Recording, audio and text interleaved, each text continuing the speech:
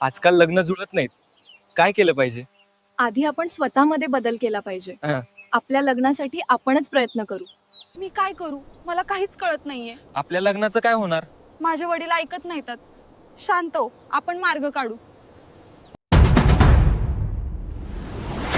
सेवाभाव म्हणून मोफत असलेल्या मराठा लग्नाशिवाच्या या सामाजिक प्लॅटफॉर्मवर आपल्या सर्वांचं पुन्हा एकदा स्वागत आहे. आजच्या या व्हिडिओच्या माध्यमातून मी आपल्याला 3 स्थळांचा परिचय सांगणार आहे, म्हणजे त्यांची माहिती देणार आहे आणि सोबतच त्या 3 स्थळांसोबत थेट संपर्क कसा करायचा याची सुद्धा माहिती आपल्याला देणार आहे. मात्र त्यापूर्वी काही 2-3 गोष्टी समजून घेणं गरजेचं असतं की आपण लग्नाविषयी विचार करत असताना तुम्ही आम्ही सर्वजण गाव खेड्यात शहरात निमशहरात असं राज्यभर विखुरलेलं आहोत आणि लग्नाची गरज ही जवळपास सगळ्यांना सारखी आहे आणि ही जी काही लग्नाची समस्या आहे तर ती कुठल्याही एका गावखेड्याची किंवा एखाद्या शहराची किंवा एखाद्या विशिष्ट समाजाची अशी ती राहिलेली नाही, ती सगळ्यांची सामूहिक समस्या बनलेली आहे. आणि अशा स्थितीमध्ये आपण जे एकतर्फी ओरड करतो आहोत की लग्न जुळत नाहीत, मात्र लग्न जुळण्यासाठी आपण किती प्रमाणात प्रयत्न करतो हा प्रश्न आपण स्वतःला विचारला पाहिजे. कारण याच्यामध्ये काही गोष्टी अंतर्भूत झालेल्या आहेत की लग्न जुळवणारी जी काही पारंपरिक दुवा होता तो आपण मध्यस्थ नावाचा दुवा आपण फार चेंदामेंदा करून टाकलेला आहे आणि त्या ठिकाणी आता आपण नको त्या गोष्टींचे उपद्व्याप आणलेले आहेत आणि मग विवाह संस्था आणि दलाल यांच्यावर विश्वास ठेवण्याशिवाय आपल्याकडे पर्याय उरलेला नाही. आणि मग आमच्यासारखे लोक जर कुठं एखादा कन्सेप्ट घेऊन पुढे येत असतील तर त्यांनाही कोणी सहकार्य करायला तयार नसतं. आता एक गोष्ट लक्षात घे की आपण गावखेड्यात किंवा शहरात किंवा निम शहरात राहतो, तर आपल्या जर एखाद्या तालुक्याच्या ठिकाणी जर आपण राहत असू तर त्या तालुक्याच्या ठिकाणी कमीत कमी राष्ट्रीयकृत आणि खाजगी आंतरराज्य अशा बँका मिळून जवळपास 60 ते 70 बँका नक्कीच आहेत. विविध फायनान्स कंपन्या आहेत, एनबीएफसी कंपनी आहेत, ऑनलाईन कंपन्यांचं जाळं सुद्धा आहे. आणि नेमकी आपल्याला 10-5 हजार रुपयाची जर गरज पडली आणि आपण ऑनलाईन ऑफलाईन आपली प्रॉपर्टी गहाण देऊन जरी आपण एखादं कर्ज घ्यायचं म्हटलं 5-50 हजार रुपयाचं, तर आपल्याला सुखासुखी मिळते का? तिथं तर आपण घर, आपलं शेत किंवा आपली प्रॉपर्टी, जर तुम्ही सॅलरीड असाल, नोकरदार असाल, तुमचं सिबिल चांगलं असेल तर तुम्हाला सहज घरपुसत कर्ज मिळेल. पण सामान्य माणसं जी 90% माणसं आहेत तर त्यांच्या डोक्यावर कोठाल तरी सिबिलचा डाटा या इथल्या सरकारी व्यवस्थेने आणून बसवलेला आहे आणि मग जिथं तिथं आपण फाईल टाकतो ती रिजेक्ट होते. या लग्नाचंही तसंच आहे की आपल्याला कर्ज अशाच ठिकाणी मिळतं की जिथं त्याचे ना आपले कुठंतरी तत्व जुळतात, कारण त्यांच्याकडे घेणारं कोणी नसतं आणि आपल्यालाही देणारं कोणी नसतं. मग अशा स्थितीमध्ये ते कुठंतरी आपल्याला एखादी बँक जास्त व्याजदरानं का होईना ती कर्ज देते. तसंच आपलं सर्वसामान्य माणसाचं सुद्धा झालेलं आहे. दुसरीकडे एक उदाहरण असं समजून घेतलं पाहिजे की मी समजा उदाहरणार्थ एखाद्या राष्ट्रीयकृत बँकेचं काम करतोय किंवा मी तिथला नोकरदार आहे आणि त्या ठिकाणचा माझ्याकडे 1000 रुपयाचा एक चांगला विमा आहे की वर्षभरात तुम्हाला 1000 रुपये भरायचे आणि वर्षभरामध्ये तुम्ही कधी आजारी पडले तर 1000 रुपये रोजाना तुम्हाला पैसे भेटतील किंवा ऍक्सिडेंट जर झाला तर त्याच्या बदल्यात 10 लाख रुपये भेटतील, जर डेथ झाली तर, मृत्यू झाला तर. आणि मी गावभर जर फिरलो की 1000 रुपयाचा विमा घ्या, किती लोक घेतील विचार करा तुम्ही स्वतःला की तुमच्या फायद्याचा प्रोडक्ट असून सुद्धा कोणी माझ्याजवळचा विमा घ्यायला तयार होत नाही. ही एक वास्तविकता आहे, वस्तुस्थिती आहे. कारण आपण चटकन पटकन कुणावरही विश्वास ठेवत नाही. मग मी माझ्या गावातल्या लोकांच्या ओळखीचा जरी असला आणि माझ्या गावात 600 कुटुंबाचं गाव आहे तर 600 पैकी फार तर खूप मेहनत घेतली तर 20-30 लोक तर 1000 रुपयाचा विमा घेतील, बाकीची लोक ऐपत असून सुद्धा घेणार नाही.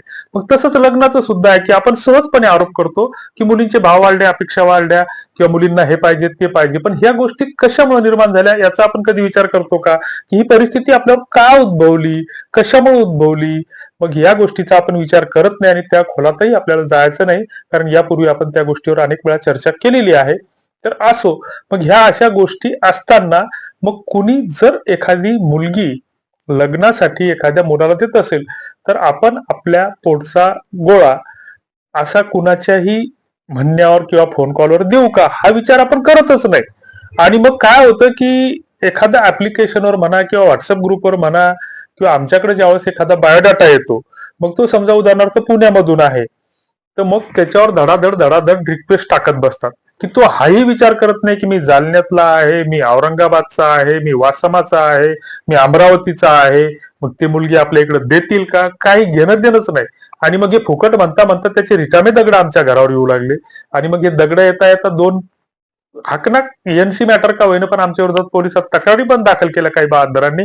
त्याच्याशी काही आपल्याला घेणं नाही, त्या गोष्टीला आम्ही तशा घाबरतही नाही. मग फुकटच आम्हाला त्याचं रजिस्ट्रेशन वगैरे सोपस्कार करावं लागेल, तो भाग विषय वेगळा. परंतु मग ह्या अशा गोष्टी घडतात म्हणून मग आम्हाला त्याच्यावर पुन्हा मग रेस्ट्रिक्शन आणावं लागले. आता मूळ मुद्द्याकडे येऊ की जे काही 3 बायोडाटा जे काही आमच्याकडे 2-3 दिवसात नोंद झालेले आहेत, कारण हे जे प्रमाण आहे, कारण आम्ही मोफत चालवत असताना सातत्यानं आवाहन करत असतो की मुलींच्या पालकांना आवाहन करत असतो की याच्यावर तुमचे बायोडाटे नोंदवा किंवा आमच्याकडे इनबॉक्समध्ये पाठवा किंवा तुमचा परिचय पाठवा, आम्ही तुम्हाला स्थळ शोधून देण्यासाठी तुमच्या अपेक्षेप्रमाणे मदत करू. आणि मग याच्यात मध्ये असं होतं की ज्यावेळेस 20 ते 50 बायोडाटे हे मुलांचे येतात तर त्यावेळेस चुकून एखादा 2 मुलीचा बायोडाटा आहे, तो ही वस्तुस्थिती आहे, आपण ती स्वीकारली पाहिजे. बाकी जे काही पैसे फिया घेणाऱ्या विवाह संस्थेकडे कसे येतात, कुठून येतात ते आम्हाला माहिती नाही. परंतु आमच्याकडे जे आहे ते वस्तुस्थिती जे काही आरसा आहे ते दाखवण्याचा प्रयत्न करतो आणि जे काही सत्य आहे ते सत्य सांगण्याचा प्रयत्न करतो. बऱ्याचदा हे सत्य कुणाला पचत नाही, त्याच्याशी आम्हाला काही घेणं देणं नाही, कारण आमचा कुठला धंदा नाही किंवा व्यवसाय नाही की आमचे गिराईक आमच्याकडे टिकूनच राहिले पाहिजे, त्याच्याशी आम्हाला काही घेणं देणं नाही. किंवा आमच्याकडून जर जुळत असेल एखादं तर ते एक पुण्याचं काम होईल, या भूमिकेतून आम्ही गेल्या 5-7 वर्षापासून काम करतो. आता हे जे काही 3 स्थळं आहेत आमच्याकडं, तर ती तुम्हाला त्याची माहिती कशी घ्यायची, फोटो वगैरे, पत्ता वगैरे सगळी माहिती तुम्हाला मोफत पाहायला भेटणार आहे. त्याच्यासाठी तुम्हाला काय करायचं, फक्त तुम्ही जर पहिल्यांदाच या नवीन या चॅनलवर असाल तर चॅनल सबस्क्राईब करा, नसेल करायचं करू नका, काही घेणं देणं नाही. खाली एक जॉईनचं बटन आहे, त्याला जर तुम्ही क्लिक केलं या चॅनलच्या तर तुम्ही आमच्या चॅनलचे मेंबर बनतात. त्याच्यावर आम्ही सातत्यानं परिचय देण्याचा प्रयत्न करत असतो आणि त्यांच्यासाठी मध्यस्थी करण्याचा प्रयत्न करत असतो आमच्या परीनं. त्याच्यासाठी तुम्हाला 29 रुपयाचं युट्यूबचं शुल्क लागते, आम्ही मागत नाही. आणि मग अशा स्थितीमध्ये आमचं एक गुगलला जर तुम्ही टाईप केलं की मराठा लग्न अक्षदा किंवा नुसतं लग्न अक्षदा टाईप करा, तुम्हाला एक लग्न अक्षदा नावाची वेबसाईट ओपन होईल किंवा ऍप्लिकेशन आहे त्या नावाचं, आणि ते तुम्ही त्याच्यावर मोबाईल नंबर OTP द्वारे लॉग इन करा. मग आपल्या प्रोफाईलवर क्लिक करा. मग त्याच्यावर तुम्हाला नोंदणी करायची असेल करा, नका करू, कारण या व्हिडिओवाल्यांसाठी हा मजकूर किंवा निवेदन आहे. तिथं तुम्हाला 3 ID तुम्ही सर्च करून पाहू शकता. एक 12871 यांना जे स्थळ पाहिजे तर मुंबई उपनगर, सिंधुदुर्ग आणि रत्नागिरी भागातील स्थळ त्यांना असलं तर चालेल, मुंबईचं असलं तर चालेल. दुसरा जो ID क्रमांक सर्च करू शकता तो 12857 आणि 12856. तर 12857 साठी त्यांना पुणे परिसरातील स्थळ पाहिजे. त्याच्यानंतर 12856 जो आहे तर ते अहिल्यानगर किंवा अहमदनगर जिल्ह्यातून आहेत, त्याच्यातीलच ते स्थळ पाहिजे. त्यांच्या जे काय अपेक्षा असतील तर शिक्षणानुसार जर ती मुलगी BAMS असेल, MBBS असेल तर त्यांना त्या हिशोबाच स्थळ लागेल. उगीच आपण 12वी पास मग आपण दिलं तर उगीच रिक्वेस्ट टाकत बसायचं किंवा मेसेज करत बसायचं, असं करू नका. आणि जे काही गोर गरीब विधवा परित्यक्त्या ज्यांना विवाहाची गरज आहे अशांची स्थळ माहिती आमच्यापर्यंत पाठवा. आम्ही त्याचा परिचय देण्याचा प्रयत्न करू की जेणेकरून एखाद्याचं लग्न जुळेल. कारण आपण आपलं स्वतःचं लग्न जुळत असताना इतर आपल्या ओळखीतील स्थळं सुद्धा आपल्यापर्यंत येत असतात. आणि मग आल्याच्या नंतर आपण जर त्याची माहिती इतरांना दिली तर नक्कीच दुसऱ्याचं लग्न जुळण्यास मदत होईल असं आम्हाला वाटतं. तर हे सर्च केल्याच्या नंतर तुम्हाला तिथं रिक्वेस्ट टाकायची गरज नाही.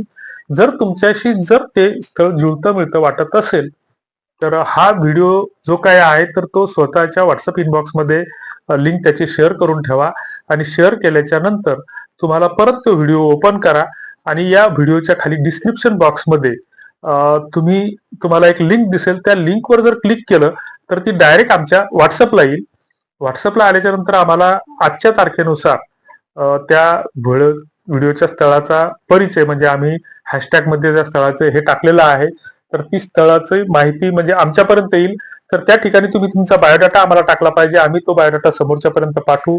त्यांचा मोबाईल नंबर देण्याचा पण आम्ही तुम्हाला प्रयत्न करू.